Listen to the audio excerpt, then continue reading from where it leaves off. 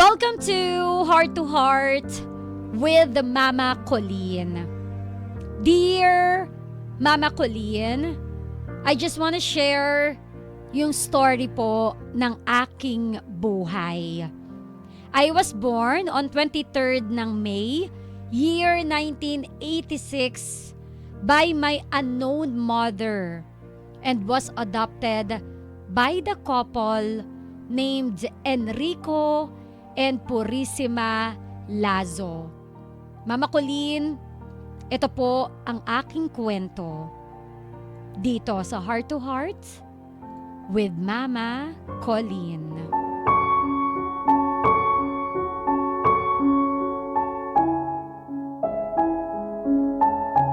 Mama Colleen, inadapt po ako ng couple na si Daddy Enrico at Mama Purisima. Binigyan po nila ako ng magandang buhay para hindi ko maramdaman na hindi ko sila tunay na mga magulang.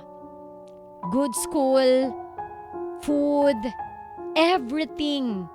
Pagmamahal, pag-aaruga, pagprotekta sa tunay kong pagkatao sa mga kamag-anak.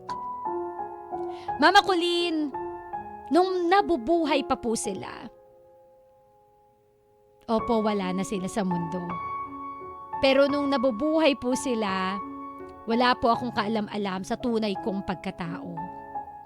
So eto na nga po, binigyan nila ako ng magandang buhay until isa pong pangyayari ang hindi inaasahan.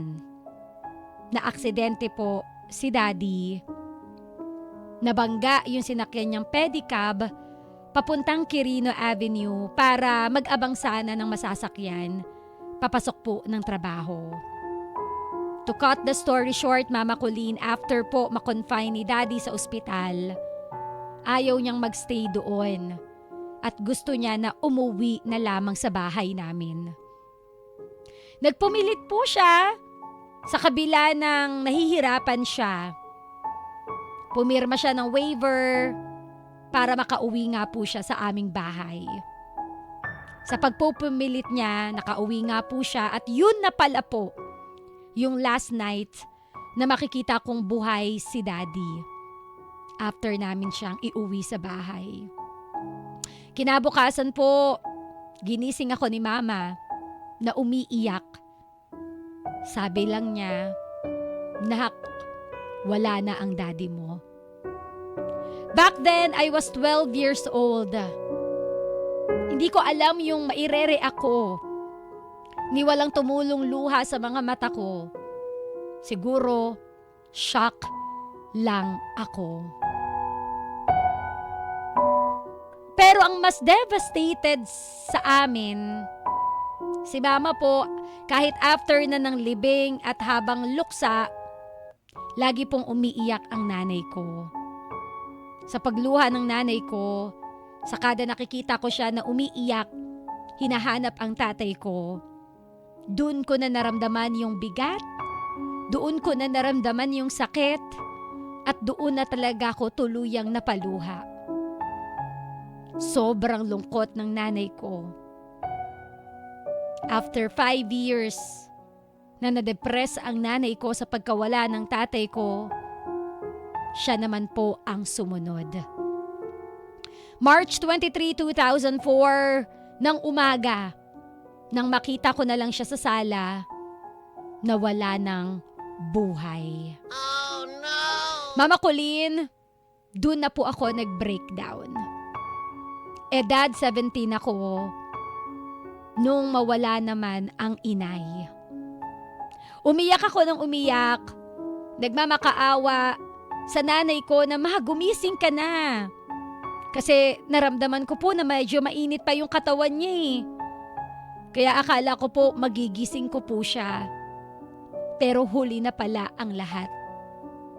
Habang yakap ko yung bangkay ng mama ko, paulit-ulit kong sinasabi sa kanya na, "Ma, bakit naman ganito? Nauna si tatay, sumunod ka naman. Bakit nyo naman ako iniwan? Bakit naman?" Mama Colleen, kahit mabigat yung katawan ng nanay ko, pinilit kong iayos yung kanyang bangkay At nung araw na yon, dapat po kasi meron po akong exam. Ang una ko pong ginawa, again, inayos ko yung bangkay ni mama, umalis saglit para pumunta sa school ko, sa PWU JMD, at para magpaalam nga po na hindi na ako makakapag-take ng periodical exam. Nagtanong po yung teacher ko, bakit daw? Doon na po ako nag-burst out. Umiyak ako. Sabi ko, patay na po yung mama ko. Agad po itong sinabi ng teacher ko sa principal at sa guidance office yung problema ko, at sila na po yung rumescue at tumulong para asikasuhin po yung bangkay ng aking ina. Noong mga panahon na yon, mag-isa lang ako. Noong mga panahon na yon, I am feeling lost. Hindi ko alam kung ano yung mga gagawin ko, kaya yun na lang yung tanging paraan para makakuha ako ng rescue, para makakuha ako ng tutulong sa akin. Makalipas po ang 1 taon, edad 18.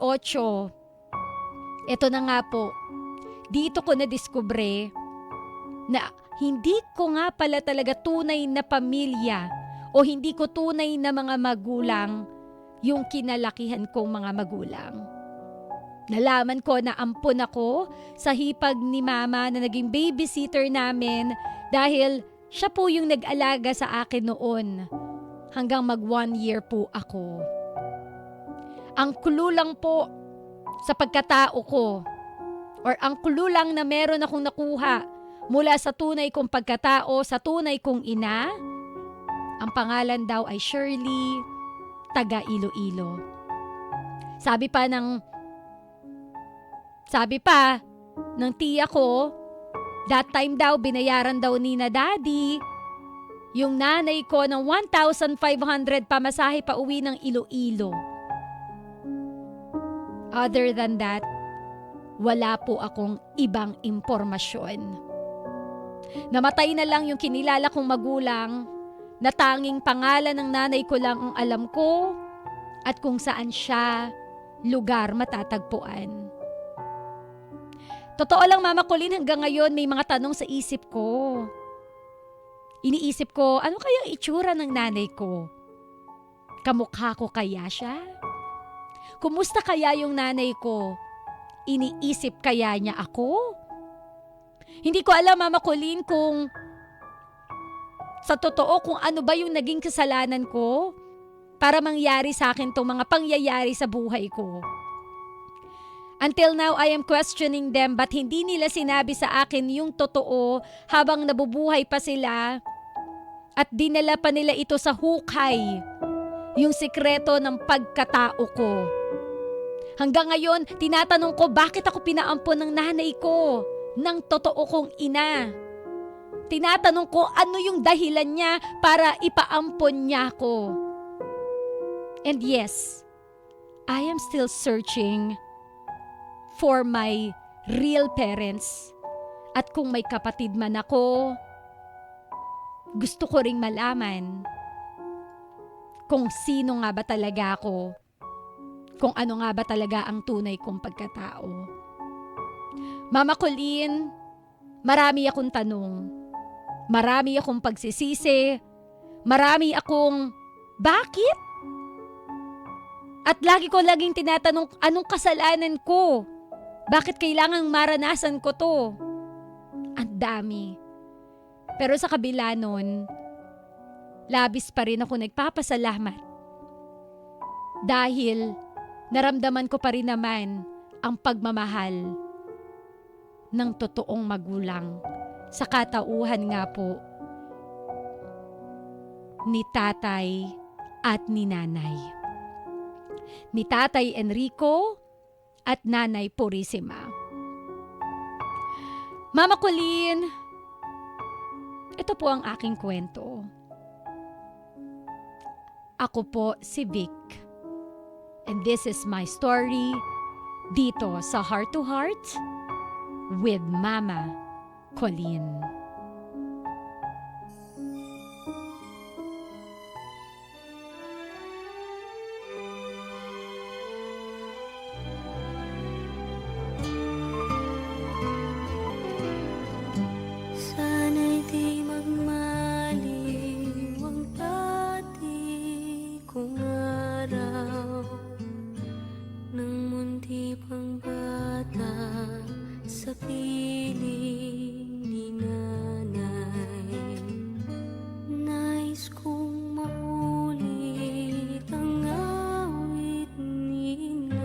mahal. Awit ng pag-ibig habang ako'y nasa duyan.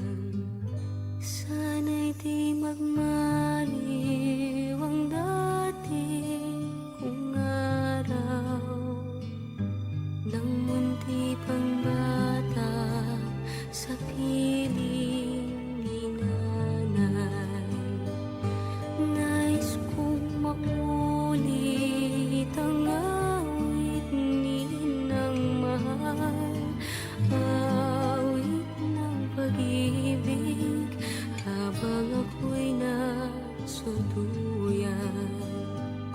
Sa aking pagtulog na labis ang himbing, ang bantay ko'y tala, ang tanod ko'y bituin. Sa piling ni nanay, langit ang buhay. Puso kong may dusa, sabik sa ugoy ng duyan. Sana'y di magmaliw ang dati kong araw. Nang munti pang bata sa piling ni nanay. Nais kong maulit ang awit ni ng mahal. Awit ng pag-ibig habang ako'y nasa duyan. Sa aking pagtulog na labis ang himbing, ang bantay ko'y tala, ang tanod ko'y bituin. Sa piling ni nanay, langit ang buhay. Puso kong may dusa, sabik sa ugoy ng duyan. Sana'y di magmaliw ang dati kong araw. Nang munti pang bata sa piling ni nanay. Nais kong maulit ang awit ni ng mahal. Awit ng pag-ibig habang ako'y nasa duyan.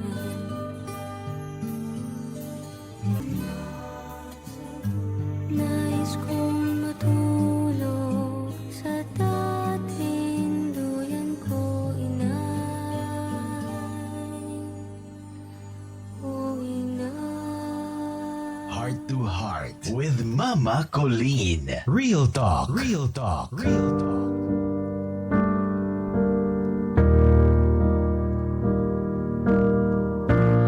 Once again, yan po ang kwento ni Vic dito sa Heart to Heart with Mama Colleen. Una sa lahat, gusto kong sabihin sa iyo na wala kang kasalanan. Tanong mo kanina, ano ang naging kasalanan mo para mangyari ito sa buhay mo? Ulitin ko, wala kang kasalanan. So do not blame yourself. I know maraming tanong sa isip mo, bakit ka iniwan ng nanay mo? Bakit ka pinaampon? Bakit hindi mo siya nakilala? Ang daming bakit eh. Pero, hayaan mo na. I know, madali para sabihin sa akin. Pero, mahirap kasing humanap ng sagot. Lalo na kung yung hinahanapan natin ng sagot, wala na sa mundong ito. Pangalawa, walang may alam kung nasaan ang tunay mong ina. But again, hayaan mo na. Just live in the moment, live in the present, manatili sa kasalukuyan. Ang kasalukuyan na regalo sa'yo ni Lord. You know, maraming reasons for you to be thankful for. Thankful kasi nabuhay ka sa mundong ito. Thankful Kasi at least may kinilala kang magulang na hindi ka pinabayaan. Gaya ng sabi mo kanina, ibinigay nila ang lahat, education, pagkain, tirahan, magandang buhay. So be thankful. Thankful kasi nabigyan ka ng magandang buhay. Be grateful. We really don't know what is the real reason. I know that is the missing piece ng puzzle ng buhay mo. But again, just live in the moment, live in the present. Kaya nga siya present, it's a gift. 'Di ba? Dapat maging masaya tayo kasi ito yung inirigalo sa atin, ito yung ibinigay sa atin. At pinalasap sa atin ni Lord yung magandang buhay despite of everything. Alam mo, napakaswerte mo pa nga eh. You are very lucky kasi napunta ka sa maayos na magulang. Napunta ka sa dalawang tao, sa mag-asawa, na inako ka ng buo at hindi ipinaramdam sa'yo na ikaw ay ampon. Siguro ngayon mo lang nararamdaman kasi nalaman mo, ay may tunay pala akong ina. Pero kung hindi mo ba nalaman ang totoo mong pagkatao, magkakaroon ka ba ng ganyang feeling? Di ba hindi? Ganon katindi yung pagmamahal ng mga kinilala mong magulang. Ganon nila ipinaramdam sa'yo na kahit hindi ka buo, kahit hindi mo kasama yung tunay mong ina, kahit yung isang puzzle na yon ay nawawala, binuo pa rin nila yung pagkatao mo sa pamamagitan na hindi nila pinaramdam sa'yo na ikaw ay iba. So be grateful, be thankful. Yun na lang yung tingnan natin. Yun na lang yung damhin natin. Now, kesera, kesera. Diba may kantang kesera, kesera? Tama ba? Kesera, sera. Whatever will be, will be. Kung dumating yung panahon na bigla na lang, poof, lumitaw yung nanay mo. Sino si nanay? Si Nanay Shirley ng Iloilo. Kung halimbawa bigla siyang lumitaw at i-claim niya na, anak, ako ang tunay mong ina. Lakas maka-teleserye, no? Alam niyo, totoo lang, kinikilabutan ako kasi usually sa teleserye lang natin to naririnig but it really happened in real life. Wow, English. Diba? Nangyayari po talaga to. So yun na lang yung akin. Kaya sera-sera, kung bigla na lang siyang lumitaw isang araw, thank you Lord. Pero kung hindi siya mangyari, huwag tayong ma-stuck, ma-depress sa bagay na hindi na natin control. Sadyang ito po ang realidad ng buhay, real talk. May mga bagay na hindi po natin control. So don't let them control you. Hayaan mong patakbuhin yung buhay mo ng mga bagay na hindi mo control kasi hindi ka talaga magiging masaya. Hindi mo talaga makukuha yung peace na hinahanap mo kung hahayaan mo na mamanehuhin ka ng mga bagay na hindi mo control. You are the driver of your life. Ang ibig ko sabihin, pwede mong patakbuhin yung buhay mo at i-direct kung saang direction mo dapat siya dalhin. We always have a choice. Hindi natin choice yung nangyari sa atin. Hindi natin gusto na ibigay tayo ng tunay nating ina sa kung sino man. But again, live in the moment and be thankful. Dahil despite of everything, nagkaroon ka pa rin ng magandang buhay. Nagkataon lang na nalaman mo na hindi ka pala tunay na anak. Pero let's just stop there. And let it be. Kung magpakita, thank you! Kung hindi, let go. Just let go and let God do the rests. Kawinner, yan po ang kwento ni Vic, taga Pasay City, dito sa Heart to Heart with Mama Colleen. It's time for you to speak from your heart. Ano ang advice mo para kay Vic? 0977-7000-915. Mag-voice message, i-record mo yung boses mo. Gusto kong mapakinggan ang advice mo. Once again, this is the story of Vic. Dito sa Heart to Heart with Mama Colleen.